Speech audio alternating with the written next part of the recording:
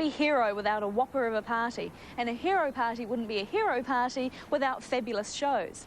This year, there's a wealth of entertainment happening out of the Expo Centre, and there are 2 shows on the main centre stage. One of them is called Happiness. There it is. This hero show means 1 month's intense rehearsal for at least 30 cast members.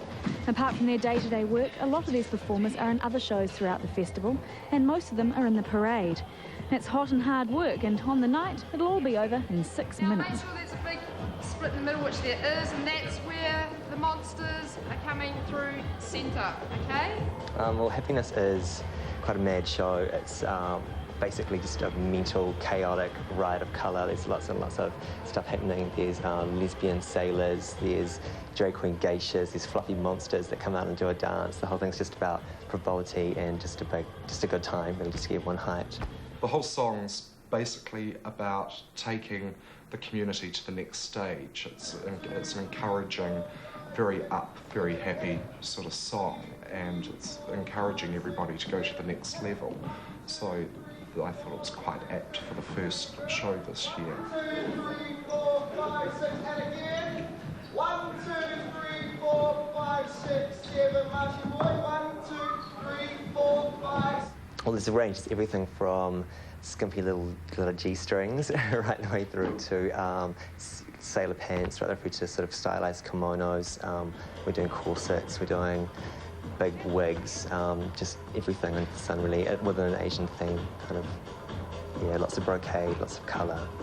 Yeah, it's quite mad. The whole community involvement and just getting the spirit of it happening, that's the kick out of it that I get. Biggest buzz of all is, at the end of it all, after all the hard work, is sitting back and watching it, and it's just like, wow, look at this is your work.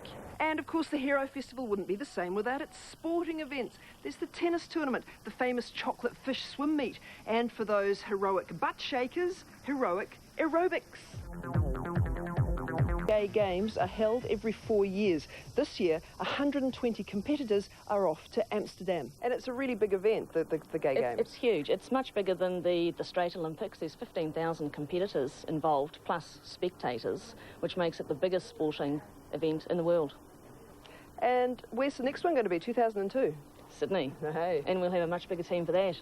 We're already investigating chartering our own aeroplanes to ferry our teams. We're looking at taking one from each of the regions, Auckland, Wellington, Christchurch and Dunedin, a charter plane, to get the teams over there. So it'll be a party and a half on one of those planes, I can tell you. So it's 2 weeks to go and F Major is in trouble. Hero has stepped in and appointed an executive producer and production manager to try and reorganise the show. The ticket price is cut from $75 to $35. Despite these troubles, the excitement is building, as we discover on a visit to another rehearsal. Bianca will be wearing her own dress and hat on the night in a section on bridal wear. Well, this is a little number that is very special to myself. It's a tribute to the Queen of Hearts, and we all know who that is, a very special lady who touched us all. And I made this the night of her funeral, and I couldn't be there, but, you know, it was a way of saying that I loved her very much and miss her dearly. Yeah, it's great. You keep your face quite frontal to me. I feel wonderful. I really do. I think, once again, it is about self-expression, and transgender are very much a part of gay celebrations. And this is an expression of who I am and the ability that I have to create and express that.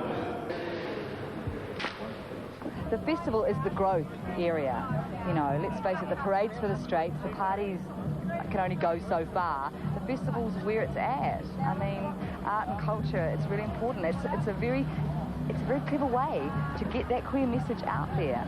I'm not talking about converting people, you know, I just mean about, you know, upping people's tolerance and showing them how much fun we have. Yeah! Queer fruit, $1 a piece. Queer fruit, $1 a piece.